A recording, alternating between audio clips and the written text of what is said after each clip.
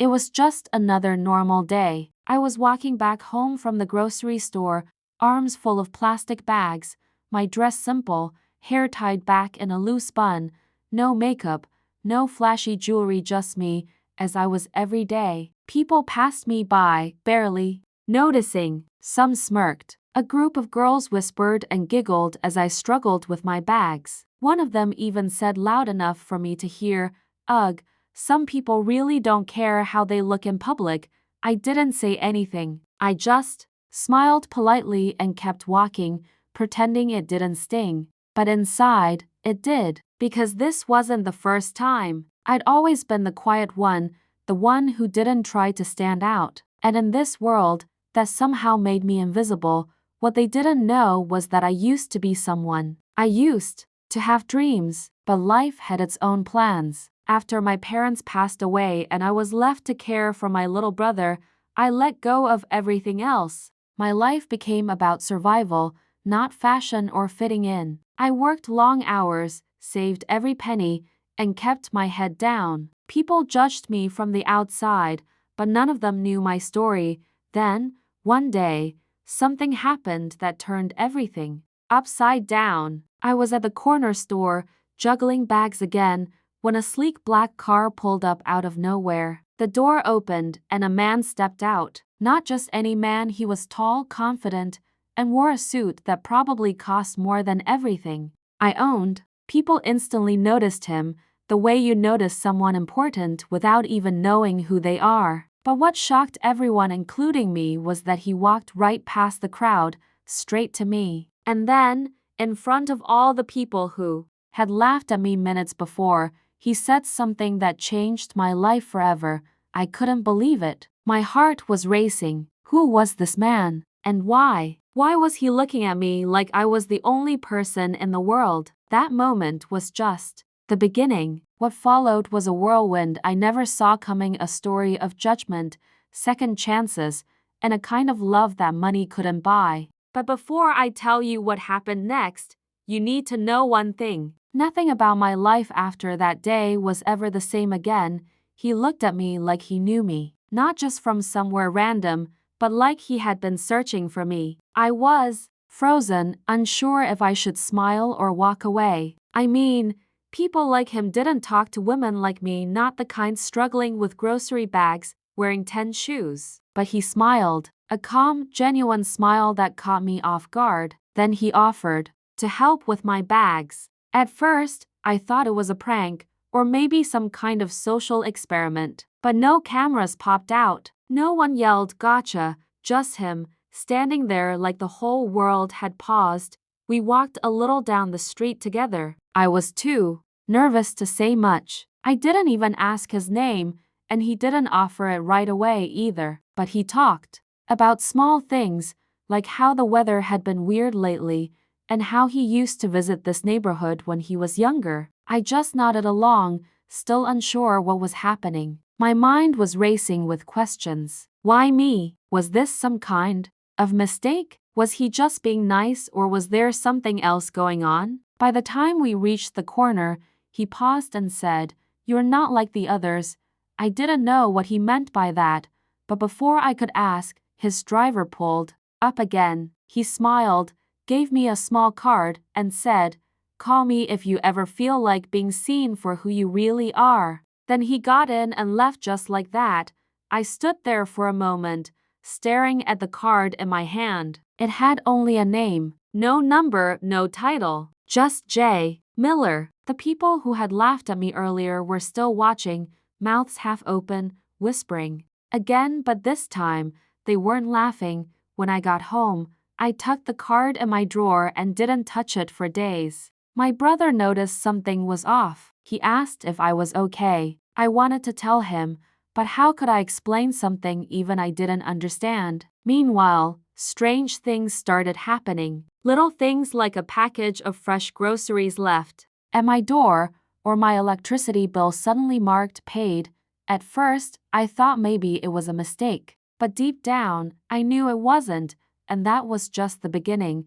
I tried to go back to my normal life, but nothing felt normal anymore. Every time I passed that street corner, I half expected the black car to show up again. But days turned into weeks, and there was no sign of him. Still, the groceries kept showing up at my door. My rent got paid without me ever sending a check. It was like someone was quietly watching over me, making sure I didn't fall. I started feeling two things at once: comfort and confusion. Was it him? If so, why not just come back? And if it wasn't, then who? At work, things got weirder too. I worked at a local diner, the kind where regulars order the same thing every day. One afternoon, a man in a gray suit came in. He wasn't flashy, just quiet and observant. He didn't even order food, just coffee. But the way he kept glancing at me made my skin crawl. Later that week, he showed up again. Still no food. Still that same strange vibe.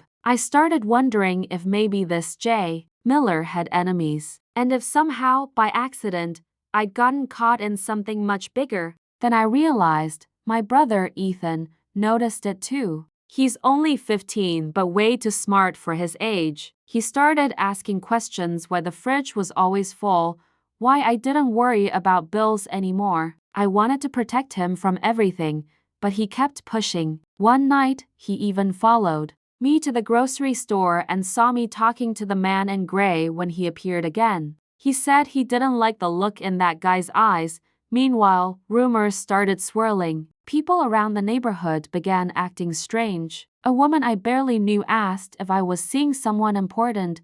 Another neighbor said she saw a black car parked outside our building late at night. I didn't see it myself, but I felt it. Someone was always watching. And it wasn't just one person. I thought I was just a simple woman, invisible to most. But now, I was the center of something I didn't understand. Was I being protected or controlled? And where was J. Miller in all this? Why had he shown up only to vanish, leaving behind a trail of questions I couldn't answer? One rainy evening, everything came crashing together. I had just locked up the diner when I noticed the same gray-suited man standing across the street under a flickering street light. He wasn't pretending anymore, he was staring directly at me. I tried to ignore him and walk faster, but something in my gut told me this wasn't just another strange visit. This time, it felt like something was about to snap. I rushed home, heart pounding. Ethan wasn't there. I checked my phone, no messages. He was always home by 7. It was past 9. Panic set in. I called every friend he had, every neighbor. Nothing. Then my phone buzzed. No caller ID. I almost didn't answer, but something told me I had to. A deep voice came through. Calm, cold. You're in over your head. Walk away from this now and you might still get your brother back. The line went dead. My knees gave out. I dropped to the floor, shaking. This wasn't just about me anymore. Whatever this was, whoever J. Miller really was, I was in the middle of something dangerous. And now Ethan was being used to control me. I opened the drawer and pulled out the card. It was the only link I had. No number, no address, just that name. My fingers trembled as I turned it over, hoping maybe I'd missed something. Then I noticed a tiny, almost invisible engraving along the edge. Weston Holdings. I didn't know much about business, but I remembered seeing that name on a building downtown. I knew I couldn't just wait. I had to do something. I grabbed my coat and headed out into the rain. I didn't care that it was late or that I was soaking wet within minutes. I had one goal now: find out who J. Miller really was, why he came into my life, and more importantly, where Ethan was. As I stood in front of the massive Weston Holdings building, the lights inside still uneven at that hour, a car pulled up beside me. The window rolled down slowly, and there he was, J. Miller, only this time, he didn't look like the calm, charming man from before. He looked furious, his eyes locked on mine, intense and unreadable. Rain poured down between us as he stepped out of the car, slamming the door behind him. Get in, he said firmly. I hesitated, every part of me screaming not to trust him, but Ethan's name was still echoing in my head. I slid into the passenger seat, drenched and shivering. He didn't speak right away. The silence was thick, heavy with everything he wasn't saying. Finally, he looked over. "I didn't want you involved in this," he muttered. "I tried to keep you away." "Too late," I shot back. "They have my brother." His jaw clenched. "I know." I froze. "What do you mean, you know?" He didn't answer. Instead, he pulled out his phone, showed me a grainy surveillance image of Ethan being pushed into a black van near the school. My heart dropped. I covered my mouth, trying to keep myself from breaking down. "I've been watching over you since the day we met," he continued. "Not to control you but to protect you. I never thought they'd go after your family." "Who are they?" I asked, my voice cracking. "And who are you really?" He paused, then said something I wasn't ready for. "My real name isn't Jay Miller. It's Julian West. I'm the heir to Weston Holdings, my family's fortune. My name, it comes with enemies, dangerous ones." I stared at him in disbelief. So all this time, I wasn't just caught in some love story. I was tangled in something darker. "Why me?" I whispered. "Why show up that day?" He looked at me with something like regret. "Because I saw how real you were. Everyone around me plays a part, but you were just trying to live, and I couldn't stop thinking about you. But the moment I got close, they saw it as a weakness." Then came the second blow. "They didn't just take your brother to scare me," he said quietly. "They think you're holding something my father hid before he died. And if we don't find it first, they won't let either of you walk away." The car sped forward, cutting through the storm. Somewhere out there, Ethan was waiting. And now, so was a truth I never knew existed. We reached an old storage facility on the outskirts of the city. It was nearly abandoned, dark, and surrounded by rusted fencing. Julian slammed the brakes and turned to me. "They're inside. If they think you don't know anything, they'll use Ethan to force you to talk. But if we make them believe we have the thing they want, we might have a shot." My hands were shaking, but I nodded. I wasn't going to let fear control me, not now. We entered through a side gate, creeping through the shadows. Julian had called for backup, but they were still 10 minutes out. "We didn't have 10 minutes. A loud voice echoed from inside the warehouse. "Bring her in, now." They already knew we were here. Suddenly, 2 men grabbed me from behind. Julian pulled a weapon and lunged forward, chaos breaking loose. I was dragged into the center of the room, where a tall man in a long coat stood, one hand on Ethan's shoulder. My brother looked scared but unharmed. The man smiled coldly at me. "You must be the girl, the one who captured Mr. West's attention."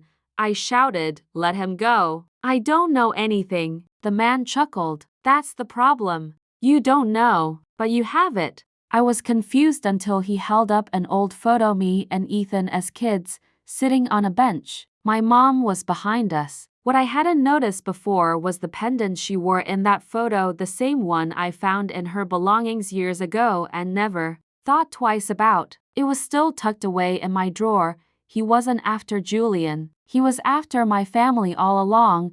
Then, just as he raised a hand to signal something, Julian tackled him to the ground. The pendant's value wasn't in gold. It had a tiny microchip hidden inside, one that held the codes to transfer ownership of Weston Holdings. Julian's father had hidden it with someone no one would suspect. My mother. Sirens wailed in the distance. The men scattered, and Julian pulled Ethan and me to safety. But just when I thought it was over, Julian turned to me with a haunted look. "There's something else. The chip didn't just give control of the company. It also named a new heir." He paused, then said, "It's not me. It's you." I stood there frozen, the weight of Julian's words sinking in. "Me? The heir?" It didn't make sense. I was just a girl who worked at a diner and tried to keep her brother safe. But the truth was in the pendant, and the chip didn't lie. Julian's father had left it all: Weston Holdings, the fortune, the responsibility to my mother. And when she passed, unknowingly, it had become mine. The authorities arrived and took the remaining men into custody. Julian explained everything to them, backing up the evidence with what he knew. They handled it like professionals, but I could tell they were just as shocked as I was. The investigation revealed that my mother used to work for the West family decades ago, trusted, quiet, loyal. When Julian's father suspected danger, he chose her over his own bloodline. He didn't want power and greedy hands. In the weeks that followed, everything changed. Reporters came knocking, lawyers called day and night, but I stayed grounded. I didn't want luxury or fame. I just wanted peace for me and Ethan. Julian stood by my side through it all. We talked about what it meant, what I'd do next. He could have walked away, but he didn't. Even when the company legally transferred into my name, he looked at me not with envy, but with pride. I chose to keep things simple, just like I always had. I kept my job at the diner for a while, not because I needed the money, but because it reminded me of where I came from. I started a foundation in my mom's name, helping single parents and struggling families. I used the power I never asked for to give others the chances I never had. As for Ethan, he adjusted faster than I did. He started school again, his future brighter than ever. He still teased me about the groceries though. "Remember when you were just the lady with too many bags?" he'd joke. Yeah, I remembered. And Julian? He didn't fall for a billionaire's daughter. He fell for a simple woman carrying groceries who never stopped being herself. Sometimes life doesn't just surprise you, it rewrites everything. And in the end, all that mocking and judgment led to something none of them saw coming. A new chapter built not on wealth, but on truth, love, and the strength to stay real.